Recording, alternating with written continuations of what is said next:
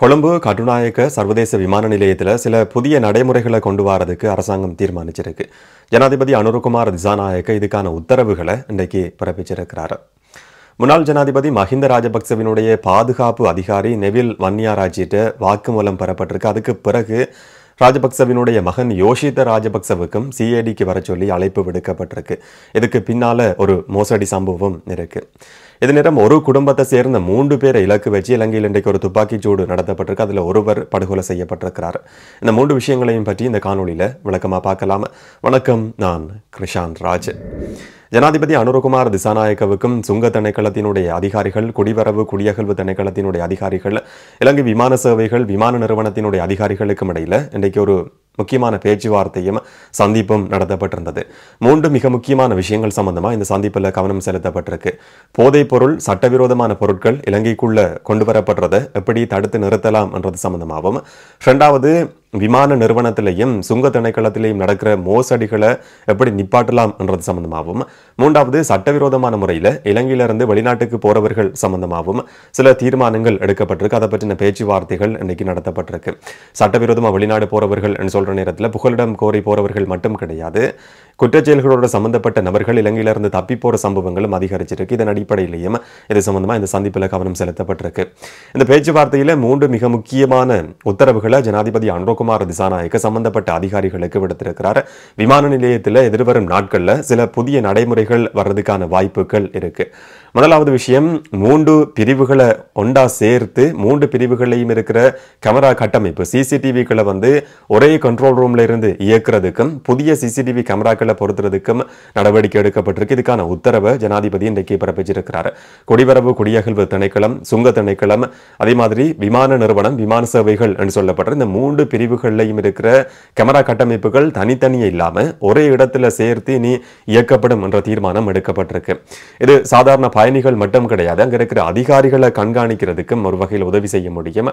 வளர்ச்சி அடைஞ்ச நாடுகள் எல்லாம் இந்த மாதிரி தனித்தனியே கிடையாது, எல்லாமே ஒரு கண்ட்ரோல் ரூம்ல தான் இருக்கும். குறிப்பா UK, ஆஸ்திரேலியா, அமெரிக்கா மாதிரியான நாடுகள், பின்லாந்து இருக்கு, சைனால இருக்கு. இந்த மாதிரி ஊழலை தடுக்கிறதுக்கான, மோசடிகளை தடுக்கிறதுக்கான முயற்சி எடுக்கிற நாடுகள்ல விமான நிலையத்தினுடைய கட்டுப்பாட்டு அறைன்றது தனித்தனியே இருக்காது. சிசிடிவி கேமராக்களை கண்காணிக்கிறதுன்றது கட்டுநாயக்க விமான நிலையத்தில் இருக்கிற தனித்தனியே இருக்கிற இந்த செயற்பாட்டை ஒண்டா சேர்த்து ஒரே இடத்துல வச்சு இயக்குறதுக்கு தீர்மானிக்கப்பட்டிருக்கு. அதுக்கான உத்தரவை ஜனாதிபதி அனுரகுமார் திசாநாயக்க இன்றைக்கு பிறப்பிச்சிருக்கிறார். 2வது விஷயம், ஸ்கேன் இயந்திரங்கள் பழசு இலங்கையில் தொடர்ச்சியாக பயன்படுத்தப்பட்டு வருது. ஏற்கனவே இருக்கிற பழைய இயந்திரங்களை மாற்றி புதிய இயந்திரங்கள் விரைவிலேயே பொருத்தப்படணும். அதுக்கான நடைமுறை சாத்தியமான தீர்வுகள் பற்றி ஆராய சொல்லியும் அதிகாரிகளுக்கு ஜனாதிபதி உத்தரவு பிறப்பிச்சிருக்கிறார். இந்த ஸ்கேன் இயந்திரங்கள் பழைய தொழில்நுட்பத்தில் இருக்கிறதால கடத்தல் சம்பவங்கள் அதிகமாக நடக்குது என்ற ஒரு குற்றச்சாட்டு இருக்கு. ஒவ்வொரு காலத்திலையும் தொழில்நுட்பம் வளர்ச்சி அடைகிற நேரத்தில் திருடுற நபர்களுக்கும் அந்த தொழில்நுட்பத்துக்கு ஏற்ற மாதிரி அவங்களும் டெக்னிக்கை மாற்றிக்கொள்றது வளமையானது. அதே மாதிரி இலங்கையில் பழைய தொழில்நுட்பம் பயன்படுத்தப்படுது. இலங்கை விமான நிலையம் மூலமா கடத்தல்கள் ஈஸியாக நடக்கிறதுக்கு இது ஒரு சந்தர்ப்பம் என்ற விஷயமும் கடந்த காலங்களில் பேசப்பட்டிருந்தது. இதை அடிப்படையாக கொண்டுதான் இந்த வருஷம் ஏப்ரல் மாதத்தில் $8 மில்லியன் அதிகமான உயர் தொழில்நுட்பத்தை கொண்ட ஸ்கேன் கருவிகளை ஜப்பான் அரசாங்கம் இலங்கை அரசாங்கத்துக்கு அன்பளிப்பா கொடுத்திருந்தது. இந்த புதிய ஸ்கேன் இயந்திரங்கள் பொருத்தப்பட்டிருக்கா இல்லையான்றதை பற்றின இந்த ஒரு செய்திகளும் வெளிவரவே இல்லை. சில நேரங்களில் ஜனாதிபதி அனுரகுமார் திசாநாயக்கவினுடைய உத்தரவு அது சம்பந்தமானதாக இருக்கலாம். அந்த ஸ்கேன் இயந்திரங்கள் விரைவிலேயே பொருத்தப்படணும் என்று சொல்லி ஒரு உத்தரவு பிறப்பிக்கப்பட்டிருக்கு. 3வது விஷயம், இலங்கையினுடைய சுங்க திணைக்களம் சம்பந்தமா பொதுமக்கள் மத்தியில் ஒரு நல்ல அபிப்பிராயம், நல்ல எண்ணம் கிடையாது. இலங்கையில் நடக்கிற முக்கியமான கடத்தல் சம்பவங்களுக்கும் சுங்க திணைக்களத்தினுடைய அதிகாரிகளுக்கும் இடையில தான் நெருக்கமான சம்பந்தம் தொடர்பு இருக்கின்ற குற்றச்சாட்டுகள் நீண்ட காலமா முன்வைக்கப்பட்டு வருது. சில முன்னாள் பாராளுமன்ற உறுப்பினர்கள் கூட நகைகள் கடத்தின சம்பவங்கள் பதிவாகி இருந்தது. சில நபர்கள் கைது செய்யப்பட்டிருக்கிறாங்க. இந்த மாதிரி சுங்க திணைக்களத்தினுடைய நற்பெயரை இன்னும் மேம்படுத்துறதுக்கான நடவடிக்கைகள் எடுக்கப்படணும் என்ற ஒரு கோரிக்கையை முன் வச்சிருக்கிறார். இது ஒரு சாதாரண கோரிக்கை மட்டும் கிடையாது, எச்சரிக்கையா கூட பார்க்க முடியும். என்னன்னு சொன்னா, சுங்க திணைக்களத்தினுடைய அதிகாரிகள் தான் முன்னாள் பாராளுமன்ற உறுப்பினர்கள், முன்னாள் அமைச்சர்கள் சட்டவிரோதமான முறையில் இலங்கைக்கு வாகனங்களை கொண்டு வர்றதுக்கு உதவி செய்தாங்கன்னு சொல்லியும் குற்றம் சாட்டப்பட்டிருந்தது. சில நபர்கள் கைது செய்யப்பட்ட சம்பவங்கள் கூட பதிவாகி இருந்தது. இந்த மாதிரியான செயற்பாடுகளில் ஈடுபட்ட நபர்களுக்கு சாதாரணமான ஒரு விஷயமா இருந்தா கூட கடுமையான ஒழுக்காற்று நடவடிக்கையும் சட்ட நடவடிக்கையும் எடுக்கப்படும் என்ற கருத்தையும் இன்றைய சந்திப்பில் ஜனாதிபதி அனுரகுமார் திசாநாயக்க சொல்லியிருக்கிறார். இந்த மாதிரி விமான நிலையம் அதோட சம்பந்தப்பட்ட பிரிவுகளில் சில மாற்றங்களை எதிர்வரும் நாட்களில் எதிர்பார்க்க முடியும். என்ன நடக்கும்ன்றதை பொறுத்திருந்து பார்க்கலாம். இது நேரம் சீதுவ பிரதேசத்தில் இன்றைக்கு ஒரே குடும்பத்தை சேர்ந்த 3 பேரை இலக்கு வச்சு ஒரு துப்பாக்கிச்சூடு நடத்தப்பட்டிருக்கு. ஒரு கார்ல வந்த சில நபர்கள் பெண்ணொருவரும் வந்ததா போலீஸ் தகவல்கள்ல சொல்லப்பட்டிருக்கிறத பார்க்க முடியுது. பெண்ணொருவர் உட்பட சில நபர்கள் கார்ல வந்திருக்கிறாங்க. கார்ல வந்து துப்பாக்கிச்சூடு நடத்தினதுல ஒரு நபர் படுகொலை செய்யப்பட்டிருக்கிறார். அந்த நபருடைய சகோதரரும் அப்பாவும் படுகாயம் அடைஞ்ச நிலையில வைத்தியசாலையில் அனுமதிக்கப்பட்டிருக்கிறதா சொல்லப்படுது. தொடர்ச்சியா அந்த 2 பேரும் சிகிச்சை பெற்று வராங்க. அந்த நபர்கள் காரை விட்டு வேறொரு வாகனத்தில் தப்பி போயிட்டு இருக்கிறதா சொல்லப்படுது. கார் இப்ப போலீசால கைப்பற்றப்பட்டிருக்கு. மேலதிக விசாரணைகள் நடத்தப்படுது. இந்த துப்பாக்கிச்சூட்டுக்கு பின்னால் இருக்கிற காரணம் சம்பந்தமான இந்த ஒரு தகவலும் இதுவரைக்கும் வெளிப்படுத்தப்படல.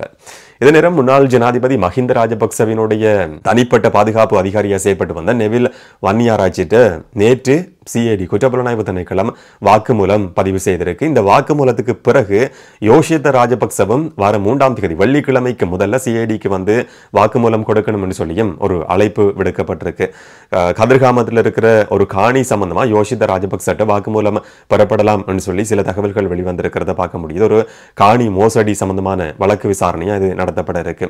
இந்த நெவில் வன்னியாராய்ச்சி என்று சொல்லப்படுற முன்னாள் ஜனாதிபதி மஹிந்த ராஜபக்சவினுடைய பாதுகாப்பு அதிகாரி சம்பந்தமா இதுக்கு முதல்லையும் சில குற்றச்சாட்டுகள் சுமத்தப்பட்டிருந்தது. ஊழல் சம்பந்தமான குற்றச்சாட்டுகள் சுமத்தப்பட்டிருந்தது. 2010ஆம் ஆண்டு தொடக்கம் 2014ஆம் ஆண்டு வரையான காலப்பகுதியில் தன்னுடைய சொத்து விவரங்கள் சம்பந்தமான ஆதாரங்களை சமர்ப்பிக்கிறதுக்கு தவறி இருக்கிறார் என்று சொல்லி எதுக்கு முதல்ல இருந்த ஆட்சி காலத்திலையும் நல்லாட்சி என்று சொல்லப்படுற ஆட்சி காலகட்டத்திலையும் சில விசாரணைகள் நடத்தப்பட்டிருந்தாலும் அந்த விசாரணைகளுக்கு அவர் உரிய முறையில் சமூகம் அளிக்கல, ஒத்துழைப்பு கொடுக்கல என்று சொல்லியும் விமர்சனங்கள் முன்வைக்கப்பட்டிருந்தது.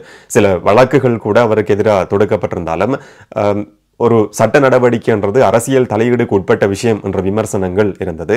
5 மோசடி வழக்குகளை வந்து இந்த நெவில் வன்னியாராய்ச்சி என்று சொல்லப்படுற மஹிந்த ராஜபக்சவினுடைய பாதுகாப்பு அதிகாரி எதிர்நோக்கி இருக்கிறார். அவர்கிட்ட தான் நேற்று வாக்குமூலம் பதிவு செய்யப்பட்டிருந்தது. என்னன்னு சொன்னா, இந்த ஒரு நபராக இருந்தாலும் தன்னுடைய பெயர்ல வந்து பணத்தை வச்சுக்கொள்றது கிடையாது. திருடின பணத்தை வந்து யாருமே வச்சுக்கொள்றது கிடையாது. தங்களுக்கு நெருக்கமான நபர்கள், பக்கத்தில் இருக்கிற நபர்கள், விசுவாசத்துக்குரிய நபர்களினுடைய பேரில் அவங்கள பயன்படுத்தி வந்து வச்சுக்கொள்ள முடியும். இந்த அடிப்படையிலையும் நெவில் வன்னியாராய்ச்சிட்ட வந்து வாக்குமூலம் பதிவு செய்யப்பட்டிருக்கு. அதுக்கு பிறகுதான் யோஷித்த ராஜபக்ச இப்ப விசாரணைகளுக்கு கூப்பிடப்பட்டிருக்கிறார். இந்த நெவில் வன்னியாராய்ச்சின்னு சொல்லப்படுற நபர் மஹிந்த ராஜபக்சவோட தொடர்ச்சியா நீண்ட காலமா பயணம் செய்திருக்கிற ஒரு நபர். அப்ப சில ரகசியங்கள் தெரிஞ்சிருக்கிறதுக்கான வாய்ப்பு இருக்கு. குறிப்பா இந்த உகண்டா பணம் சம்பந்தமா இந்த நாட்களில் வந்து ஒரு நகைச்சுவையா அது மாறி இருக்கு. ராஜபக்சர்கள் உகண்டாக்கு பணம் கடத்தினதா சொல்லப்படுற ஒரு விஷயம் வந்து நகைச்சுவையா இப்ப மாறி இருக்கிறத பார்க்க முடியுது. ஒரு தேசிய மக்கள் சக்தியினுடைய பாராளுமன்ற உறுப்பினர் சொன்ன கருத்துக்கு பிறகு பணம் கடத்தப்படவே இல்லை, இது போலியான குற்றச்சாட்டு என்ற மாதிரி வேற பக்கம் ஒரு ஜோக் மாதிரி இதை பார்க்கறத இந்த நாட்களில் வந்து பார்க்கக்கூடிய மாதிரி இருக்கு. ஆனா உகண்டாவுக்கும் மஹிந்த ராஜபக்சவுக்கும் இடையிலான தொடர்பு அவர் ஜனாதிபதியானதுக்கு பிறகுதான் திடீரென்று சொல்லி அந்த உறவு வந்து வலுப்படுத்தப்பட்டிருந்தது. உகண்டான்றது எப்படியான ஒரு நாடு, மோசடிக்கு பேர் போன நாடு, மணி லாண்டரிங் கருப்பு பணத்தை வெள்ளையாக்குற பட்டியலில் முன்னிலையில் இருக்கிற ஒரு நாடு. அந்த மாதிரியான ஒரு நாட்டோட தான் முன்னாள் ஜனாதிபதி மஹிந்த ராஜபக்ச உறவை வந்து வலுப்படுத்தி இருந்தார். அவர் எதிர்கட்சியில் இருந்த சந்தர்ப்பத்திலையும் கூட இலங்கை அரசாங்கத்தினுடைய உதவியோட பொதுமக்களோட வரிப்பணம் செலவு செய்யப்பட்டு உகண்டாவுக்கு போறதுக்கு, முசவேனியினுடைய அந்த நாட்டினுடைய ஜனாதிபதியோட பதவியேற்பு நிகழ்வுக்கு போறதுக்கு பொதுமக்களோட வரிப்பணத்தில் அவருக்கு விமான டிக்கெட்டும் போடப்பட்டிருந்தது. அந்த பயணத்திலையும் கூட அவருடைய பாதுகாப்பு அதிகாரி, இராணுவத்தை சேர்ந்த பாதுகாப்பு அதிகாரி நெவில் வன்னியாராய்ச்சியும் கலந்து கொண்டிருக்கிறார். அவரும் உகண்டாவுக்கு போயிருக்கிறார் என்றதும் முக்கியமானது. அவர்கிட்ட வாக்குமூலம் பதிவு செய்யப்பட்டிருக்கு. எதிர்வரும் நாட்களில் சில தகவல்கள் வெளிவரதுக்கான வாய்ப்பு இருக்கு. என்ன நடக்கும் என்றதை பொறுத்திருந்து பார்க்கலாம். இதை பற்றி உங்களுடைய கருத்துக்கள் என்னன்றதை கமெண்ட்ல பதிவு செய்யுங்க. இன்னும் ஒரு காணொலியில் இன்னும் ஒரு தகவலோட சந்திக்கலாம். வணக்கம்.